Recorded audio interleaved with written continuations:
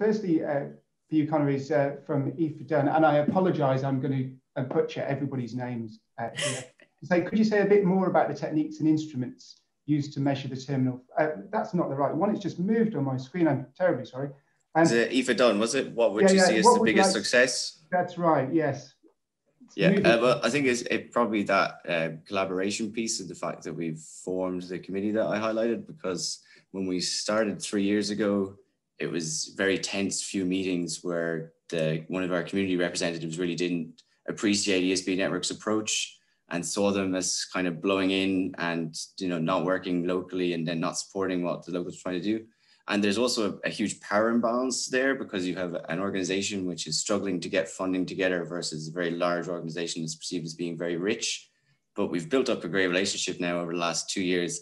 And it's always remarked at our meetings that people enjoy them. It's a good break from their days. And we were supposed to have a barbecue and a Christmas party, but that hasn't quite worked out because of COVID, obviously. But we did have an event last night, and then we had a drink afterwards. So it's moved from what was very tense initially and very difficult meetings where we sat down and tried to say we need to come together and agree how we're going to work together on this, to a very friendly and good collaboration. Great, thanks for that. I think we'll follow directly with another question to you, Connor, from Chiara Aaron.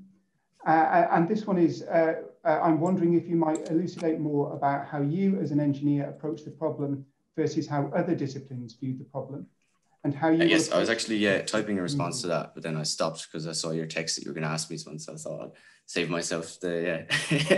But I think the main thing has been to accept that the world is more complex than math and numbers. Engineers are kind of taught that we can solve a problem for a definitive answer, and it's black and white. We know this is the optimal solution, but people perceive the world in a variety of different ways.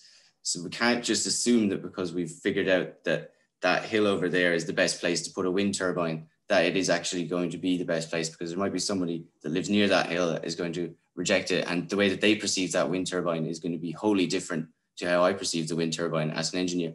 To me, a wind turbine is a remarkable feat of engineering. It turns wind into electricity that I can use to cook food or watch TV or talk to you right now. But to someone else, the wind turbine is a hideous disdain on their beautiful landscape, and it's a huge irritation. So you have to respect that not everyone will eventually agree with your engineering solution, and to appreciate that there's a variety of different ways to look at the world. Great, thanks. It's a challenging world. Question now or two for Jess.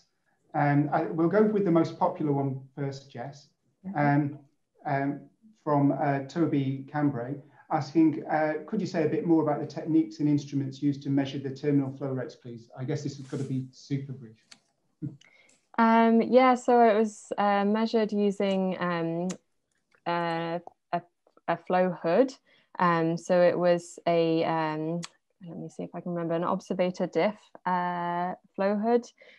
So it corrects for the back pressure that's caused by putting the instrument there.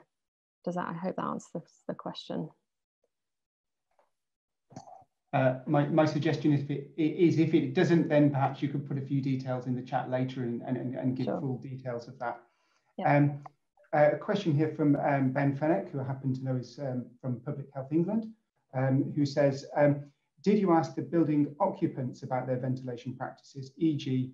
They internationally close trickle vents to save energy, external noise, etc.? Yeah, so a big part of the work was looking at what the kind of occupants were doing in terms of the ventilation. So yeah, in terms of the trickle vents, it was quite interesting actually. Some of them had kind of never noticed that they had trickle vents at all, and were kind of surprised when I pointed them out. Others were kind of aware that they were there, but they kind of didn't feel that they were kind of needed all of the time. So some of them would open them kind of on specific occasions, like some people mentioned opening them when they went on holiday to kind of provide a bit of airflow without having to leave the windows open. And others mentioned kind of opening them when they needed to dry clothes inside, and they were leaving the house for the day. And another one actually was interesting. They mentioned having previously lived in a house that was very warm, and where they felt that kind of smells would linger for a long time. Like if their neighbor had been cooking a curry or something, then the smell would come into their flat, and they would find that it would linger for a long time. And in that flat, they had always left their trickle vents permanently open, because they felt that that kind of additional airflow was really needed to deal with those problems.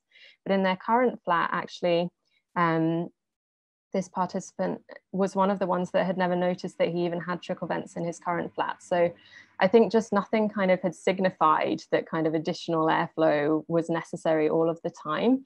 So, and these people hadn't kind of used that technology. It's just not obvious that they're intended to be open all of the time, I think.